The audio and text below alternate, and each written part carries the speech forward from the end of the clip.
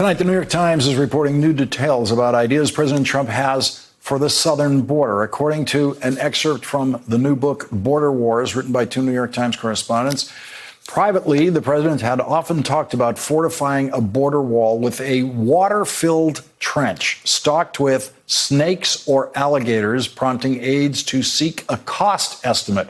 He wanted the wall electrified with spikes on top that could pierce human flesh, after publicly suggesting that soldiers shoot migrants if they threw rocks. The president backed off when his staff told him that was illegal. But later, in a meeting, aides recalled he suggested that they shoot migrants in the legs to slow them down. That's not allowed either, they told him. Senator Kamala Harris of California is back with us. Senator, your reaction to this new reporting about the Trump ideas for the border? I'm beyond words, to be honest with you, Lawrence. It is outrageous.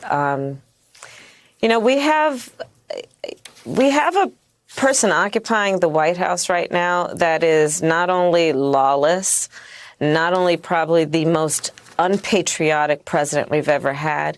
We have someone who is mean and mean-spirited and is confused about what is the real measure of strength and power. Because if he were clear about it, he'd understand that the true measure of strength and power is not based on who you beat down, it is based on who you lift up. But what you are telling me is that there is a report that basically has the President of the United States advocating what will be torture, mayhem of human beings, when there are so many other tools available to address what we need to do to deal with immigration, which, by the way, is a passing comprehensive immigration reform with a pathway towards citizenship. But I'm beyond words to describe how outrageous I think most Americans would feel about what he advocated. And by the way, just like what we saw as the bipartisan reaction when people became aware of a policy that was about putting babies in cages and separating children from their parents in the name of border security, I believe that the American people will recognize that advocating for moats filled with snakes and alligators, that the American people would be outraged regardless of their party affiliation, just knowing that's not reflective of the values of who we say we are. And it's just not reflective of what should be a modern president in America who values human rights. There's another passage in the reporting of these New York Times reporters about the Customs and Border Protection chief when the president said to him that he wanted him to stop letting migrants cross the border at all, anywhere, with no exceptions. If you get into trouble for it, Mr. Trump told him, I'll pardon you. Now, does that qualify as a possible article of impeachment?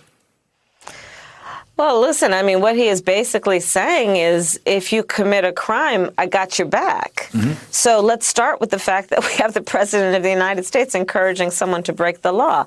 Again, further evidence of the fact that Donald Trump is lawless. And as I've said before, you know, look, Maya Angelou told us that, listen, you should listen to people when they tell you who they are the first time. Donald Trump told us who he was when he was campaigning for office, when he said, if I shoot someone on Fifth Avenue, I can get away with it.